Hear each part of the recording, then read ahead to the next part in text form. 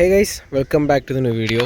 അപ്പോൾ ഇതേ നമ്മുടെ മുമ്പിലുള്ളത് റോയൽ എൻഫീൽഡിൻ്റെ ഇൻ്റർസെപ്റ്റർ ബെയർ 650 ആണ്. നമ്മൾ ഓൾറെഡി ബെയർ 650യുടെ വീഡിയോ ചെയ്തിട്ടുണ്ടായിരുന്നു നേരത്തെ. പക്ഷേ ഇത് വണ്ടിയുടെ എന്താണ് ബെയർ, എന്തിനാണ് ബെയർ, അല്ലെങ്കിൽ ഇതിനൊരു സ്റ്റോറി ഉണ്ട് ഇവർ ബെയർ ലോഞ്ച് ചെയ്തതിനകത്ത്. ആ ഒരു സ്റ്റോറി ജസ്റ്റ് ഒന്ന് നിങ്ങളിലേക്ക് എത്തിക്കാമെന്ന് വെച്ചു. ബെയർ എന്തുകൊണ്ടാണ് റോയൽ എൻഫീൽഡ് ഇൻട്രൊഡ്യൂസ് ചെയ്തത്, അല്ലെങ്കിൽ എന്തിന് അവർ ബെയർ 650 എന്നൊരു പേര് ഈ വണ്ടിക്ക് കൊടുത്തു എന്നുള്ളത്. ബേസിക്കലി നമ്മൾ നേരത്തെ പറഞ്ഞതുപോലെ, കഴിഞ്ഞ വീഡിയോയിൽ പറഞ്ഞ പോലെ, ഇതൊരു സ്ക്രാംബ്ലർ മോഡലാണ്.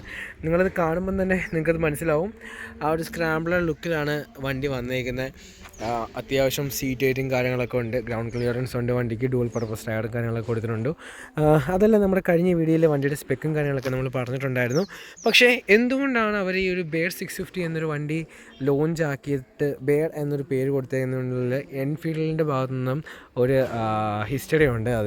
അത് നമുക്ക് ജസ്റ്റ് ഒന്ന് ഈ ഒരു വീഡിയോയിലൊക്കെ കേൾക്കാം.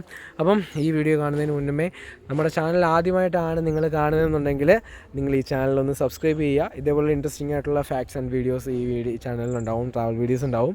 അപ്പം നിങ്ങളെ വണ്ടി ഇഷ്ടമുള്ള നിങ്ങളുടെ കൂട്ടുകാർക്കും ട്രാവൽ ചെയ്യാൻ ആഗ്രഹമുള്ള കൂട്ടുകാർക്കും നിങ്ങൾ ഈ ചാനൽ ഷെയർ ചെയ്ത് കൊടുക്കുക.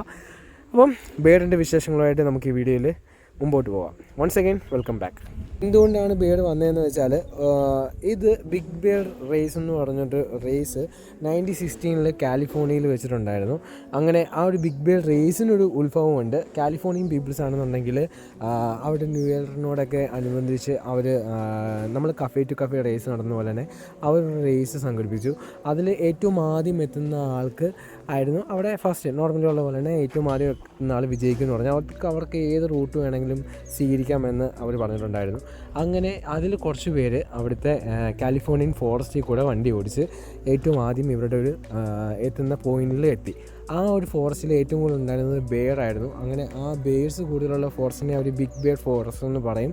അങ്ങനെ ആ ഫോറസ്റ്റിൻ്റെ അകത്തുള്ള റൺ ചെയ്ത് അവർ ആദ്യമായിട്ട് എത്തിയപ്പോഴത്തേന് ആ നടന്ന റേസിനെ അവർ ബിഗ് ബെയർ റൺ എന്ന് വിളിച്ചു തുടങ്ങി. ഇതാണ് അതിൻ്റെ ഒരു ഹിസ്റ്ററി എന്ന് പറഞ്ഞത് നമുക്കറിയാൻ സാധിച്ച ഹിസ്റ്ററി കേട്ടോ. അപ്പോൾ ഇതിനകത്ത് എന്തെങ്കിലും ഒരു മിസ്റ്റേക്ക് ഉണ്ടെന്നുണ്ടെങ്കിൽ നിങ്ങൾക്ക് ഡയറക്റ്റായിട്ട് കമൻറ്റ് ചെയ്യാം. ഈ ഒരു ബിഗ് ബെയർ റൺ അല്ലെങ്കിൽ ബിഗ് ബെയർ റേസ് സ്റ്റാർട്ട് ചെയ്യുന്നതിൻ്റെ ഒരു ഏകദേശം ഒരു രൂപമാണിത്. ബിഗ് ബെയർ റേസ് അല്ലെങ്കിൽ ബിഗ് ബെയർ റണ്ണ് അങ്ങനെയാണ് സ്റ്റാർട്ട് ചെയ്തത്, ഒറിജിൻ ഉണ്ടായത്. അങ്ങനെ 1916 കാലിഫോർണിയയിൽ ഈ ഒരു റേസ് നടക്കുകയും അതിനകത്ത് നമ്മുടെ റോയൽ എൻഫീൽഡും പാർട്ടിസിപ്പേഷൻ ചെയ്തിട്ടുണ്ടായിരുന്നു. Royal Enfield 1916 Big Bear Run എന്ന് പറഞ്ഞ ആ ഒരു റേസിൽ പാർട്ടിസിപ്പേറ്റ് ചെയ്തു. ആ ഒരു പാർട്ടിസിപ്പേറ്റ് ചെയ്ത ആളെന്ന് വെച്ചാൽ എഡ്ഡി മൾട്ടർ എന്ന് പറഞ്ഞൊരാളാണ് നമുക്ക് റോയൽ എൻഫീൽഡിനെ പ്രതിനിധീകരിച്ചുകൊണ്ട് അന്ന് വണ്ടി ഓടിച്ചിരുന്നത്. അന്ന് ആൾ ഓടിച്ച വണ്ടി എന്ന് വെച്ചാൽ ബുള്ളറ്റ് 500 ആയിരുന്നു. ബുള്ളറ്റ് 500 വെച്ചിട്ട് എഡ്ഡി മൾട്ടർ എന്ന് പറഞ്ഞ ആൾ ആ വണ്ടി ഓടിച്ചു. ഏകദേശം 765 റേസേഴ്സ് അന്ന് ആ ഒരു റേസിൽ പങ്കെടുക്കാനായിട്ടുണ്ടായിരുന്നു കേട്ടോ. അത് ഇതിൽ 197 പേരാണ് ആ ബിഗ് ബെയർ റണ്ണിൽ ഫിനിഷ് ചെയ്തത്. ആ 197 പേരിൽ ഫിനിഷ് ചെയ്തതിനകത്ത് എഡ്ഡി മൾട്ടർ ആയിരുന്നു ആദ്യമായിട്ട് അതിൽ ഫിനിഷ് ചെയ്തത്. ആ ഒരു ബുള്ളറ്റ് 500 വെച്ചിട്ട് പുള്ളിക്കാരൻ ആ ഒരു റേസ് കംപ്ലീറ്റ് ചെയ്യുന്ന സമയത്ത് ആ റേസ് നടക്കുന്നതിന് മുന്നേ തന്നെ ആ വണ്ടിക്ക് കുറേ കംപ്ലയിൻറ്റും കാര്യങ്ങളൊക്കെ ഉണ്ടായിരുന്നു. എന്ന് വെച്ചാൽ സ്റ്റാർട്ടിങ് ട്രബിളും കാര്യങ്ങളൊക്കെ വന്നു. പിന്നീട് പുള്ളിക്ക് ഫിസിക്കലി കുറച്ച് പ്രോബ്ലംസ് ആ ഒരു ടൈമിൽ ഉണ്ടായിരുന്നു എന്നാണ് അന്ന് നമ്മൾ സ്റ്റോറി കേട്ടത്. ഒരു ട്രിബ്യൂട്ടായിട്ട് തന്നെ നമുക്ക് റോയൽ എൻഫീൽഡിൻ്റെ ഈ ഒരു വണ്ടികളിൽ 249 എന്ന് പറഞ്ഞിട്ടൊരു മോഡലും അവർ ഇറക്കിയിട്ടുണ്ടായിരുന്നു. അതിൻ്റെ അകത്ത് നമ്മുടെ ഈ നമ്പർ ബോർഡിൻ്റെ അവിടെ 249 എന്ന് കാണാനേ പറ്റും.